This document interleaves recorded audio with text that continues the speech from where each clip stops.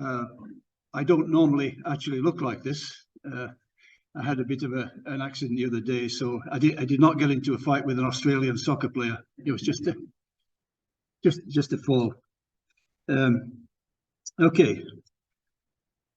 I'll just introduce the field of biosensor technology for those of you who maybe not so familiar with it. And one of the key issues in sensor technology, when you're trying to analyze any kind of biological sample, is a very, very serious issue of non-specific adsorption of the surface of the device. It's something I would have spent 5 minutes talking about, because I think we have a solution to that issue. And it is critical if you're going to use devices in the kind of samples that this audience might be interested in. And then I'll go on to discuss somewhat concisely where biosensors have been used in the world of gynecological disease. It turns out there has been a lot of interest from our community addressing these kind of oncological issues.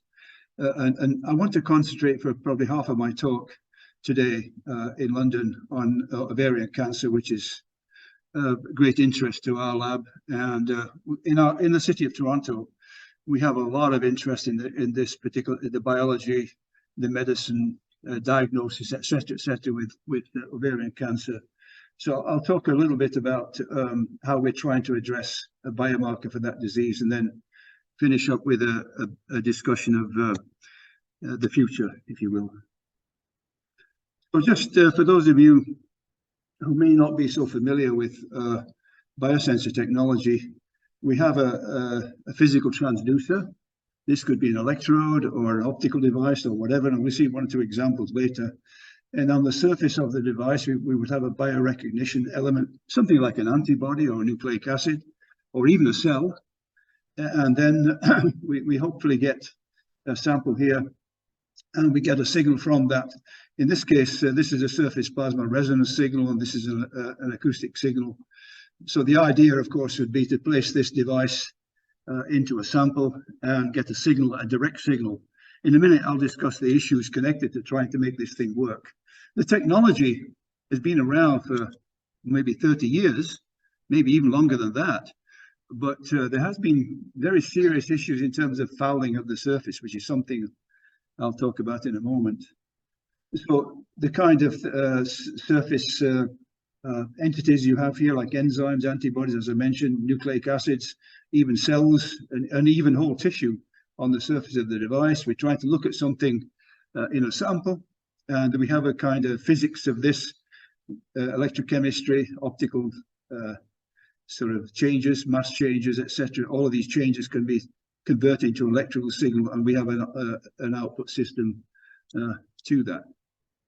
The sort of interest over many years in using biosensors has been very largely looking at progression of disease states and trying to detect biomarkers for particular diseases. As I mentioned a moment ago, the technology has been around for 30 years. But in terms of practicality, in real use in a clinical biochem lab, there has not been as much progress as we would like, and that is a sort of fair comment. Also, not surprisingly, there's been quite a bit of interest in detecting infectious diseases like bacteria, monitoring of drugs, and especially looking at drugs of abuse in biological fluids like blood and urine, etc. So these are the sort of general areas of interest. In terms of how these devices operate, there are a number of, shall we say, like critical criteria.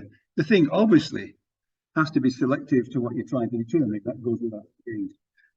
You want a lot of sensitivity, as many in this audience will know. If you're looking at stage 1 cancer, the concentrations of whatever you're trying to find can be really, really low. And so you have to have something which is extremely sensitive. Maybe response time of a device is not so important in the world of oncology, but it might be in other areas. Calibration, ruggedness of the device, of course, and then, of course, this thing I mentioned a moment ago, which depends on your point of view, but there are many in my field, in the world of physical chemistry, who feel that this issue of putting a device into blood, serum, or urine, or cerebrospinal fluid Of course, you've got a lot of proteins there, potentially cells. This goes down on the surface, and this really messes things up. And it's been a major issue in this field. So you have an issue here. You're trying to make this biosensor work on something like blood. And the very negative aspect about this is that if you have this fouling of the surface, you can get false positives and false negatives, which of course is really not at all useful.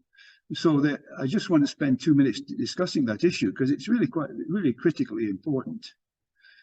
There have been over the years a lot of effort in my world, in physical chemistry, huge amount of effort trying to avoid this. And indeed, this has spilled out into the world of biocompatibility generally. That is, when you're putting some kind of device in the body of interest, like a stent, for example, or a catheter, be a lot of interest in trying to avoid things going down on the surface.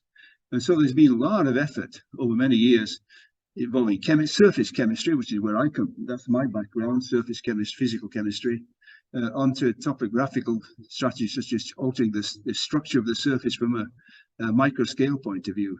So there have been a lot of chemistry, a lot of this sort of thing. And I think we wrote a review paper about this a couple of years ago. I think it's something like 3,000 papers over the years trying to solve this problem. So it's important. There's no question about it. So we developed a molecule, which is this one here on a surface. This is the substrate. This could be our biosensor. This could be a stent. It could be a catheter, that sort of thing. And it's a 50 angstrom molecule on the surface. And we've actually, this is a biosensor device detecting what happens when you have goat serum on the surface. It doesn't matter what the biosensor is in this particular case. So this guy, you get a far less fouling on the surface than you have a bare, for example, quartz here. You get a lot of stuff going down on the surface. So if you're trying to make a measurement in blood or serum, what you have to face a very high concentration of something down on the surface. You might be trying to find something at nanomolar concentrations in blood or serum. And if you have that going from the proteins in the sample, then of course you have a major issue. So this thing works really well. And the research I'll talk about later involving ovarian cancer actually involves this surface chemistry as well. So the reason why this works, by the way, is from a physical chemistry standpoint, is on the surface of this molecule that you see here. There's a very strange layer of water here which confers biocompatibility. In recent times, in the last 3 or 4 years, our group has been looking at using this chemistry on things like catheters and stents for biocompatibility, not detection files. And it turns out that this works really well to avoid things going down on the surface. And it's due to this very strange interfacial water that you have here, which I won't go into the physics of this, but this appears to be responsible for the behavior. Okay, but on to more things that you might be more interested in this particular audience. In terms of using biosensor technology in gynecology, there has been a lot of effort over. It's much more recent, probably over the last 4 or 5 years, and in the last year, a lot of effort in terms of ovarian cancer. So that particular issue, cervical cancer, uterine endometriosis, etc., and also not so much maybe of interest to this community, but gynecological infections will also be looked at by biosensors. We wrote a paper about this very recently, actually just last year, if anybody's interested. And it's about its reference to the field. We have about 300 references there to the whole world of looking at gynecological medicine. And probably something like 90% of this is really in the world of oncology, not so much infections, that sort of thing. This was published as a special article by the Royal Society of Chemistry back in a year or 2 ago. There, so anybody's interested, you could actually read up behind that field. Now, in terms of, I'll just give a couple of examples of efforts involving biosensors for in the world of oncology. This is one example where they're actually looking at HE4 as a biomarker for disease. What they have is a glass substrate. They have to have some surface chemistry here to get down, and what they're doing is putting down antibody to HE4 here, as you can see, onto this substrate. This is really, really common approach to solving the problem. There are many, many, many, literally hundreds of examples of scientists from my world putting down the necessary surface chemistry to get down probes for things like HE4. And in this particular case, it's an antibody to that particular biomarker. Another example is on electrodes here. This is some very recent work just done in 2023. These scientists have a gold electrode, electrochemical system. They're putting down on the surface a linking system, physical chemistry. Then they put gold nanoparticles on here, and then onto the gold nanoparticles, they put an antibody. And many of the audience will recognize this particular sort of species, which is Ki-125, which is the standard sort of gold marker these days for ovarian cancer. And then they can add in the sample on that surface and get an electrical signal from the device. This was published just a few months ago, actually, in one of the biosensor journals, specifically on Ca-125, which is, of course, very, very well known in the ovarian cancer world. Just a couple of examples. Of course, I want to spend the rest of my time talking about this part of gynecology, the ovarian cancer. This is from a picture from one of these magazines that you have in the pocket on the aircraft that you're flying on. This is from Air Canada's magazine a couple of years ago, and it's about ovarian cancer. They're advertising here. Just because you can't see it doesn't mean it's there. This is somebody called Minnie Driver. I'm never quite sure who she is, but she's quite famous apparently.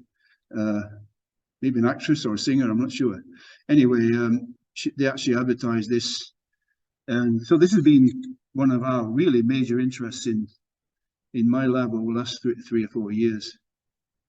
So just this is sort of a slide which would be very, very familiar to this particular audience, that you have getting these tumors on the surface of the ovaries. And of course, the disease in stage goes through various stages, as you all know in this audience, experts here, as you get metastasis from the original tumors. For those of you maybe not so familiar with this particular form of cancer, just a few words about this. There are about a couple 100,000 deaths worldwide. In the USA, apparently it's around about 15,000. What's very interesting to our community in the University of Toronto and the local hospitals, Princess Margaret Hospital, for example, in our city, the 5-year survival rate for late-stage cancer is less than 25%. It's probably closer to 20%, actually. It's really very poor.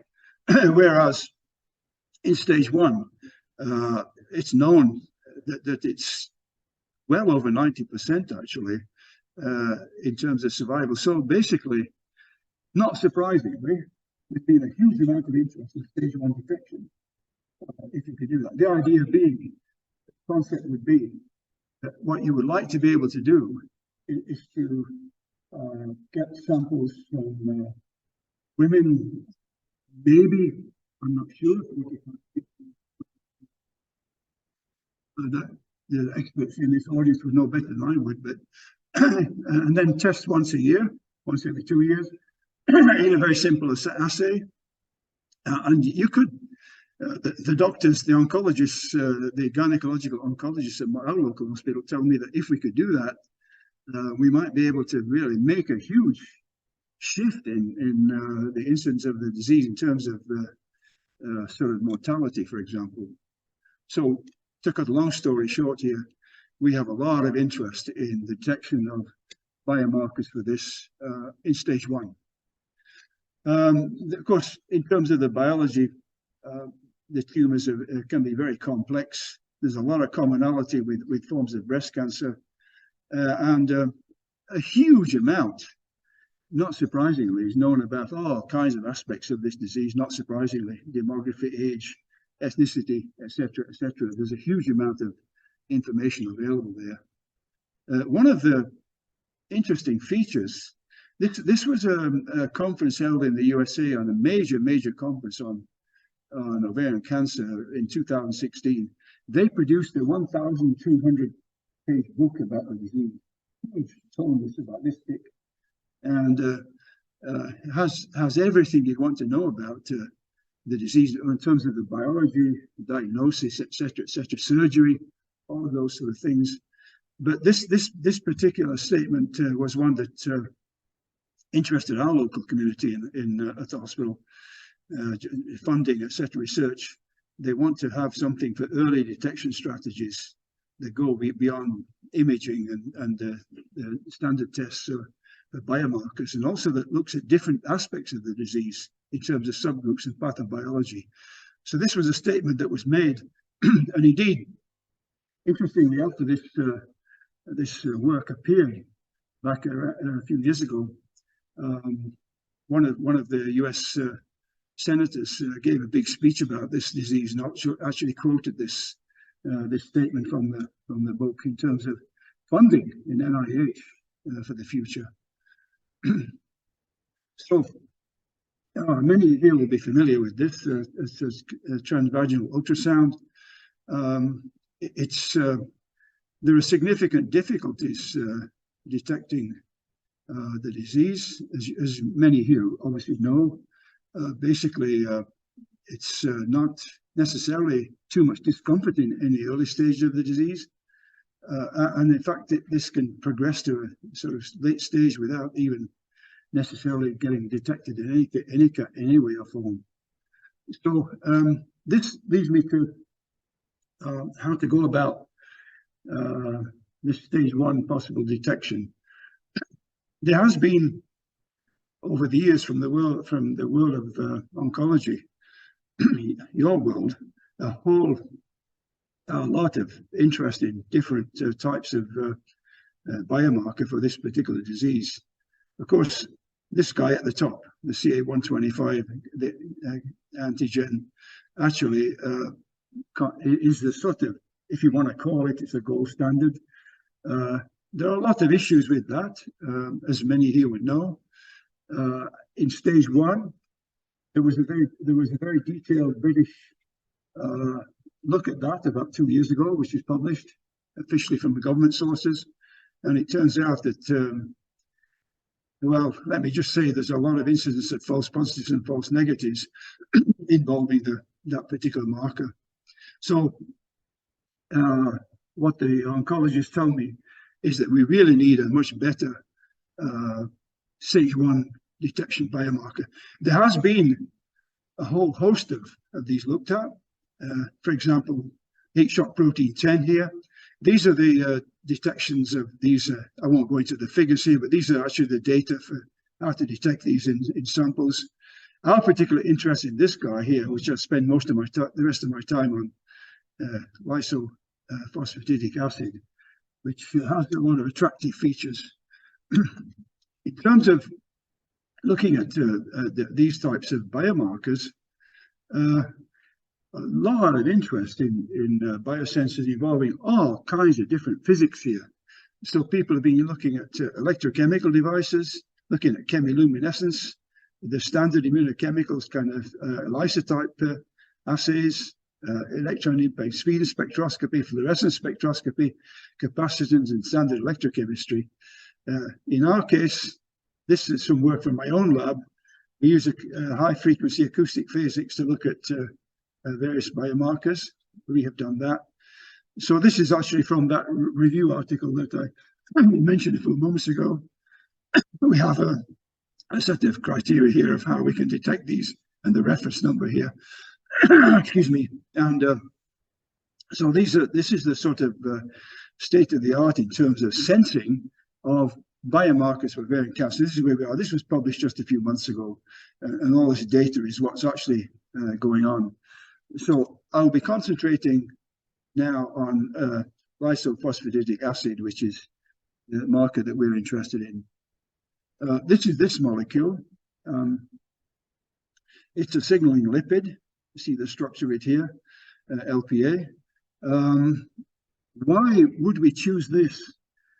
This choice of this particular molecule came from the oncologist that we deal with in one of our local hospitals, the Princess Margaret Hospital, and they tell me that they feel that this is one of the better biomarkers. It's actually at the basal level is about 0 to 5 micromolar in blood concentration. At stage 1, it can increase quite a bit, and of course, when you get to stage 4, where you're in very much into the disease, it's a very high concentration. So they tell me, the oncologists tell me, that they would like to see. They feel that this particular marker has, shall we say, like the most promise for detecting the particular disease at all 4 stages of the disease. That's coming from the oncologist, not from our perspective. And basically, there has been a lot of this sort of work going on in terms of, again, so I won't go through all the numbers again here in terms to detect this stuff, but basically,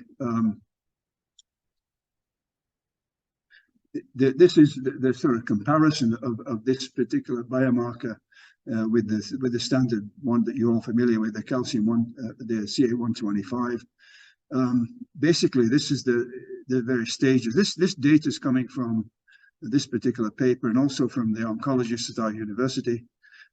In stage 1, you see that the CA125 is in sort of green color here, and then in terms of the LPA, the concentration is actually shown in blue there. So it looks like it might be a better marker for this particular disease.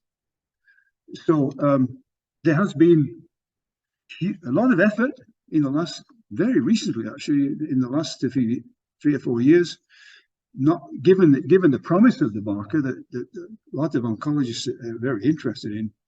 There's been a lot of very standard kind of, from our perspective, analytical chemistry measurements.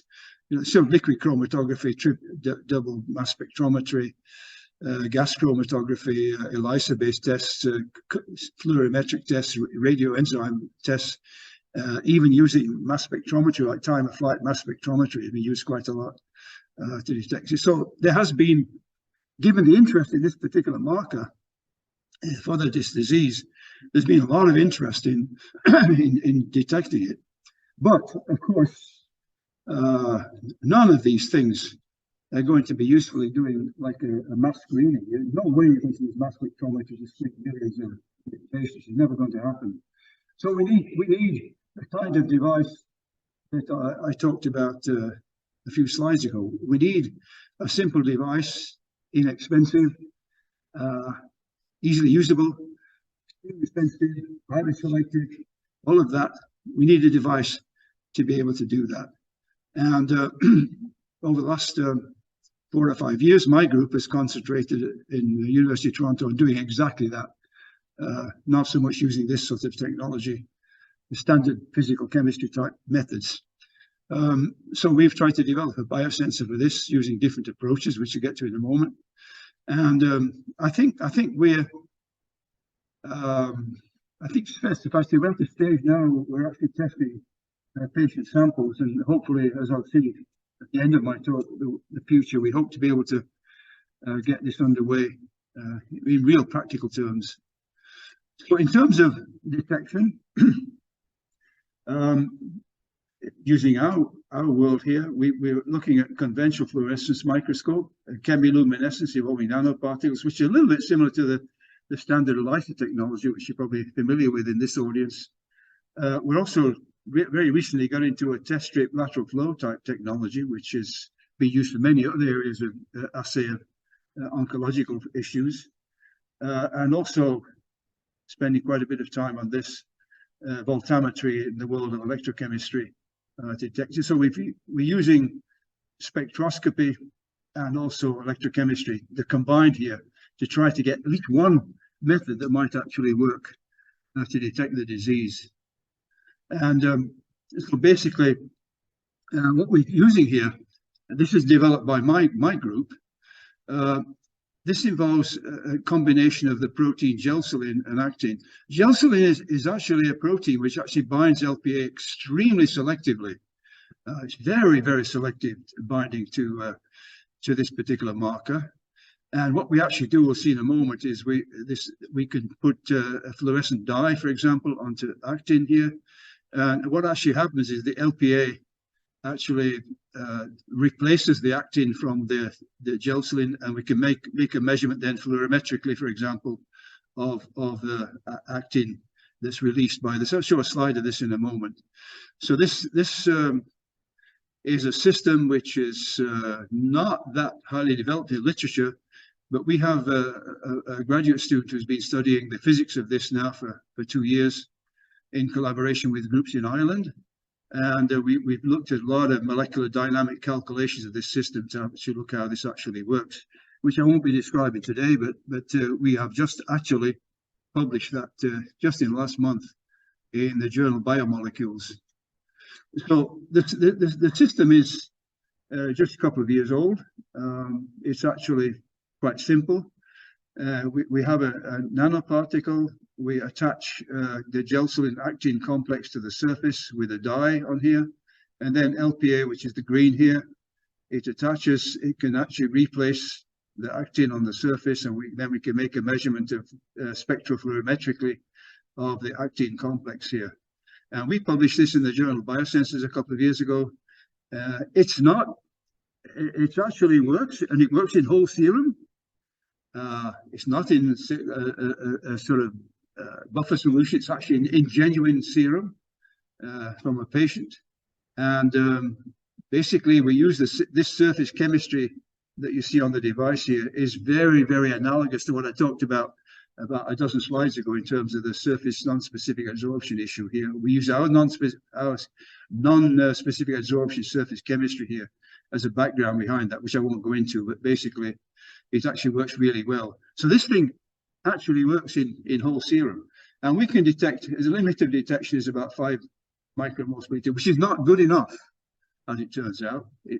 We really need this to be down around less than a micromole per liter in serum, and we're not there yet with this sort of fluorescence-based sort of method. So we decided a couple of years ago to get into the world of electrochemistry. Now we're looking at electrodes, not so much spectroscopic methods.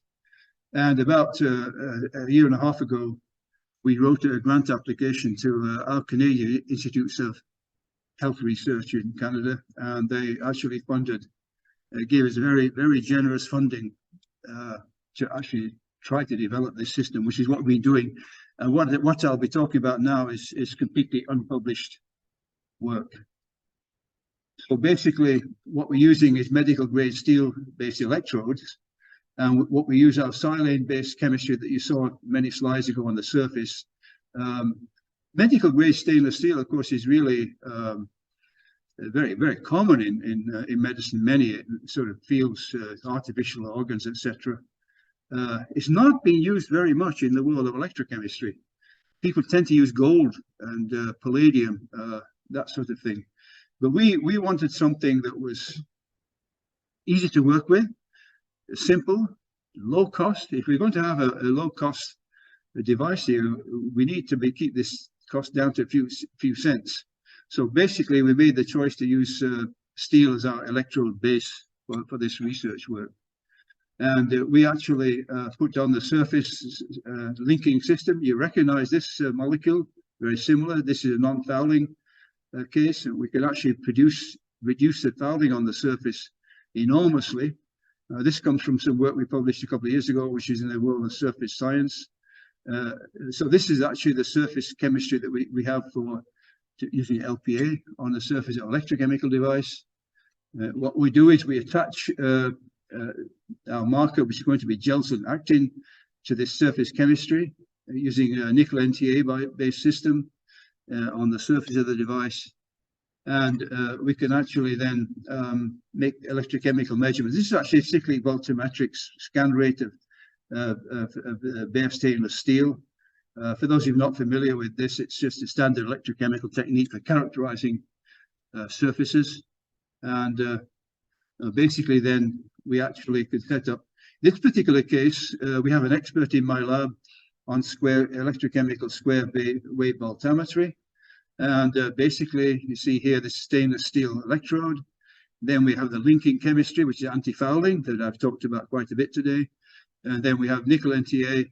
And then eventually what we're going to do is put the gelsin-actin system onto that and make measurements. So this is actually the voltammetry of the surface. And then we end up, you see the whole system here, the electrode, anti-fouling chemistry, linking chemistry, the gelsin-actin system that I've discussed already, and then LPA, which is this guy here, replaces this. And we can actually detect this from electrochemical standpoint. So this work is not actually appeared. It's actually been accepted for publishing in literature, but has not yet appeared. I think it's supposed to come out any moment now. It's in the journal Bioelectrochemistry. Some of you might be familiar with that. And we can actually have a nice calibration curve here for this. This, by the way, is in serum. It's not even just water or buffer solution. It's actually in a real serum sample. We spike the serum with LPA, and using this square wave voltammetric technique, we can actually make this. The limit of detection here is around about 2.6 micromolar. So we're getting pretty close to where we want to be in terms of looking at this, the basal level of LPA in samples and higher concentrations. So this sort of moved on very recently to a somewhat different method. And this is actually a differential pulse voltammetry, again electrochemistry, but a different type of electrochemistry. We have an expert postdoctoral fellow in my lab who is a very, very expert in different forms of electrochemistry, and she has developed. She had the view that we could use a different technique here, which might actually give us better sensitivity. And so again, you see the surface chemistry. In this case, we're using gold electrodes, and for this research work, and we have a system for attaching again to the surface. This is anti-fouling chemistry yet again on the surface, and we can actually attach things onto the gold electrode for LPA detection. This is one of my graduate students actually playing around here. They do these fancy emergent sort of transitional things here, which I don't particularly. You see here, they'll get a lot of. She puts in a lot of this sort of stuff. Yeah, but this is a square wave. This is a differential pulse picture of the system, and basically we can end up getting to the point where we can detect this stuff, LPA. So this is how the thing actually works in terms of oxidation reduction for a bare electrode. And then we get to LPA, this is at 5 micromolar. We can actually detect it very, very easily involving this electrode. And she actually has a calibration curve here that we've developed very recently. This is very interesting because the limit of detection involving differential pulse voltammetry in serum is actually at 0.25 micromolar now. That is actually, as I mentioned a few slides ago, the basal detection value is about 1 to 5 micromolar, and then of course that increases rapidly in ovarian cancer, as you can see here. So actually, we actually now achieve that in a sample. We're getting samples from the local hospital now, from patients at Princess Margaret Hospital. They have samples from stage 1, 2, 3, and 4 cancer from patients. And we're actually now into a program very soon now to actually look at these samples and see if we can detect using this particular method, and also the spectroscopic method that I mentioned a few slides ago. So we are really encouraged by this. So we can actually detect this concentration, a limited detection of this biomarker in patient serum samples. So it's actually looks very encouraging to us. So where we want to go in the future is we want to sort of find out really which is really, shall we say, like the best approach to this. Should we be using spectroscopy or should we be using electrochemistry? That is not decision we made yet in our lab, and in consultation with our colleagues in oncology. They have a lot of interest in this technology. This lateral flow technology, which some of you may be familiar with in detection science. They feel that there might be an interest in so to speak, the doctor's office or by the bedside, so to speak, involving that technology. They have an interest in that. And so very recently, just in the last couple of months, we bought all the necessary things to do lateral flow measurements involving chemiluminescence. And that's actually just underway. We really can't say anything about it. We've just started that work. But we do want to make a comparison of those things. And of course, then, what is the best way to, what is the best electrochemical method here? Is it square wave voltammetry? Is it differential pulse, etc., for this? We want to do, the hospital is setting up with us. They're working with us on this, is to do some comparisons with the very standard CA-125 assay. Professor Bernardini at Princess Margaret Hospital is setting that up for us. We're going to be able to try to look at patient samples involving both those things at the same sample, which is critical here, and see how we perform. And that's going to be done right now by using male blood. We're spiking this with this to look at how well the test assay might in terms of concentration. As I mentioned, we're looking at, with approval, we're looking at stage 1-4 samples. Eventually, this is not underway right now, but where I really want to go with this, what the doctors tell me is we want to have multi-biomarker detection. We want to be able to look at different biomarkers on the same device, like using micro sort of electrode devices with microarray technology. And this is something we have a lot of interest in. I've just put together a grant application for this, where we can look at CA-125, heat shock protein 10, HE4, LPA, all on the same device. So we get a much better picture of by looking at many biomarkers at the same time, which no one has done at this point in time. No one has that available. It's all sort of distinct. So we're actually trying to have a look at that in terms of in the future, where we're going with this thing. This is our group. This is me, of course, without a big bruise underneath my eyes. And this is the chap that's done all the anti-fouling chemistry. This is our world-class electrochemist in my lab. And this is actually Catherine did all the work on the Jelson actin chemistry that we saw earlier. This is a guy as old as me, actually. He's a professor from Iran who's on sabbatical leave with us right now, Professor Tabrici. And so my email address should be there. It's underneath this thing here. This is the city of Toronto, of course, and the famous CN Tower. So I think it's about 5 minutes for questions, and then I'm finished, and I'll try to answer any questions that you might have. Thank you.